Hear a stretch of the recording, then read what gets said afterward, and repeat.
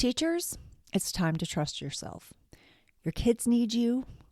They need you, not perfect lessons. So there's a lot of noise right now telling teachers what they should be doing, but you know your kids. Trust your instincts and lead with connection.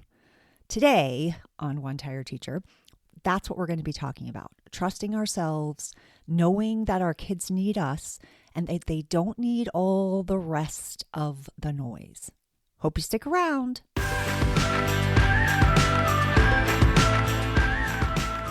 Welcome to One Tired Teacher. And even though she may need a nap, this teacher is ready to wake up and speak her truth about the trials and treasures of teaching. Here she is, wide awake. Wait, she's not asleep right now, is she? She is awake, right? Okay. From Trina Debery Teaching and Learning, your host, Trina Debery. Hey, so today we're talking about all the things that often feels like outside noise. All the comparison, the criticism, it feels so heavy, especially right now in where we are in our country with what is going on in our environment and the constant anger and rage and frustration that we're seeing online. You know, we're hearing about it. It's a lot. And I think it's time that we turn off some of the news and some of the social media and some of the comments from who knows who, and we really truly focus on what matters. And that is what is in front of us. What do we have control over? Sometimes we don't feel like we have a lot of control over anything, or we're constantly criticized or compared. That's so difficult.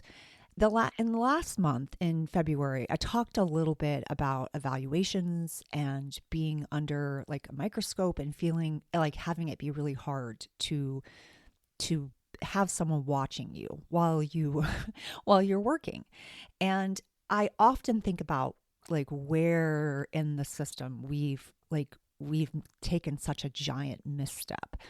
And one of the things that always feels contradictory to me is when we talk about standardizing everything. We want everything to be standardized so that we have this supposedly efficient system. However, it's not always efficient. And also, that doesn't take into effect the importance of differentiation and valuing each other's differences and valuing each person as a human being, despite any other things about a person. We are ultimately human beings.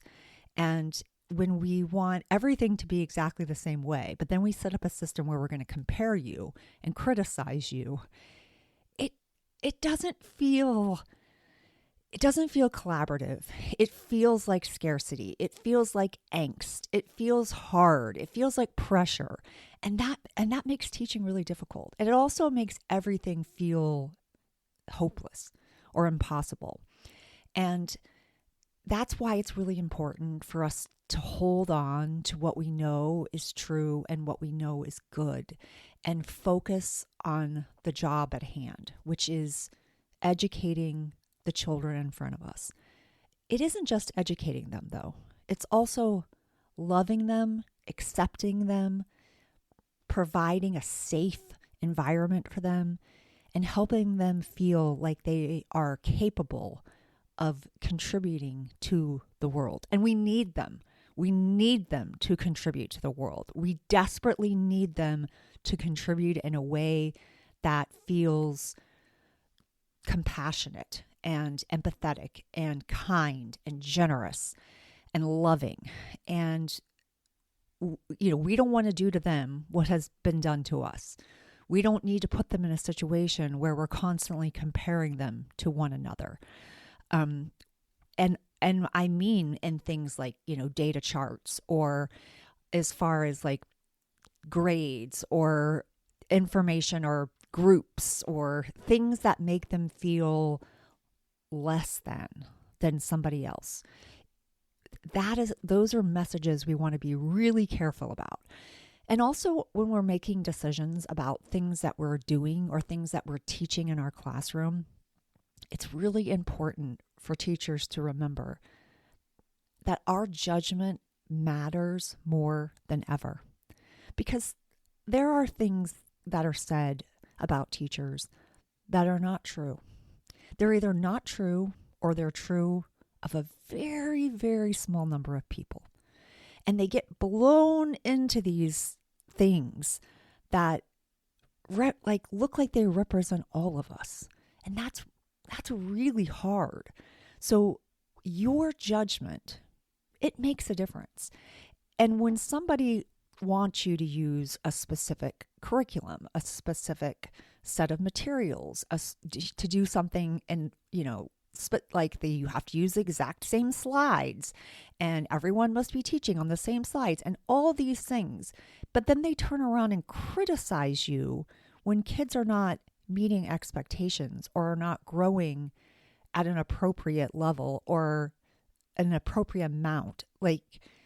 And then they change the benchmark. It's like you want to show a year's worth of growth. And then they come back and say, no, we're going to do a year and a half worth of growth. And those expectations sometimes are insane, because a year's worth of growth, what does that look like? What does that actually mean? And is it the same for every single child? A year's worth of growth is different than everyone has to be at this point at the same time, because we all are starting at different places. So those are things that we have to keep in mind. And your judgment and your ability to determine what is working for your kids and what isn't, it matters. It is the thing that can make all the difference. And that's something that we have to definitely hold on to. So what am I trying to say in this episode? I'm trying to say that I think in order to feel like we are doing the job that most of us set out to do, which was to make a difference in the lives of children, or to, educate the future or contribute to the world. Most of us have like an altruistic reason for teaching. Most of us didn't pick this profession because we were like, oh yay, we get lots of blocks of time off. That is definitely can be a perk, although most of us know that there's a lot of work that's still going on during that time, or the job can be so hard and heavy that we need that time to mentally pick ourselves back up and continue on. Don't even get me started on that. Anyway, we know that we wanted to do it for a specific, purpose, for something more. It was something beyond ourselves. And I think we have to remember that we want to choose heart over performance every time. We want to choose heart over performance. We want to put the needs of kids first, because, if all the learning that we've done, we know that kids can't function or can't work or can't learn. Their brain is not even capable of taking in information when their basic needs are not being met. And when they are feeling lost or hopeless or scared or upset or sick or hungry. We know it's important to always have a heart there and kind of put performance as the secondary aspect. And I know that can be really hard, especially when you're being judged, and evaluated. But I guess I am asking, what is the worst thing that can happen if you put a child first? What is the worst thing that happens? You get a poor evaluation. You are non-renewed. What does that tell you inside of your heart, though? That you did the right thing for kids? Doesn't that feel more in line than I didn't do what was right for kids, but I kept my job? I mean, we want to keep our jobs, especially when we need our jobs and when our family needs our jobs. We also have a family to protect and care for and love and, contribute to. but we also have children that are in our care that we want to love and contribute to. So I guess this episode really is more about reminding yourself that you can trust yourself. You know what kids need.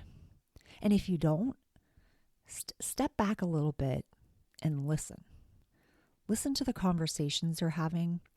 This is a really powerful place to, when you're on the playground. This was always one of my favorite places to be with kids because I got to see them with their guard down and with, how they interacted with other students, how well they played or if they didn't play, whether they joined or were isolated, whether they, were easy to get along with or difficult.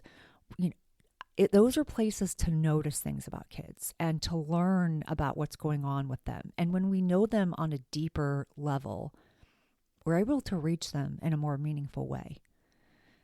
It really is hard over performance. So if nothing else, I want you to remember this.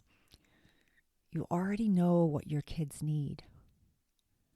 Trust yourself because they need you to trust yourself.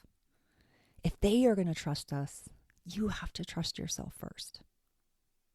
All right, so the month of March is going to be all about this kind of theme of trusting yourself and knowing that you have the ability to do what you know is right in your classroom. And it's also about simplicity and energy because we're stepping into spring, and it's a reminder that your judgment matters more than ever and that human connection is still the work.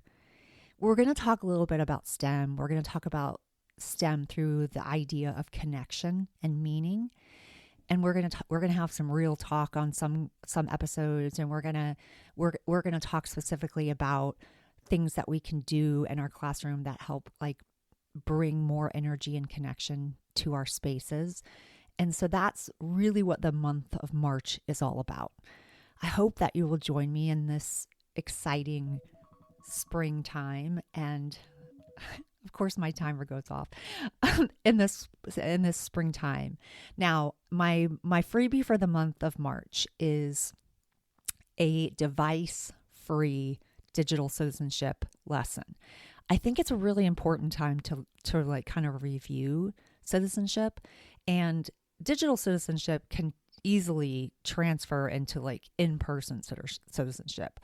And I have a lesson that talks a lot about kids and how they think and about their attention and their kindness and their real connection. And it allows kids to think about whether that's happening in the moment in person or what kind of environments they are in online. So it's more of a focus on putting our devices down, which is going to be a conversation we also have this month. And so if you're interested in that, if it fits, if it works for you, then you can grab that at, Trina Debery, teachandlearning.com/digital-citizenship. So it's all Trina Debery, teachandlearning.com/digital-citizenship. That will get you to the free digital citizenship lesson, which is device free. All right. So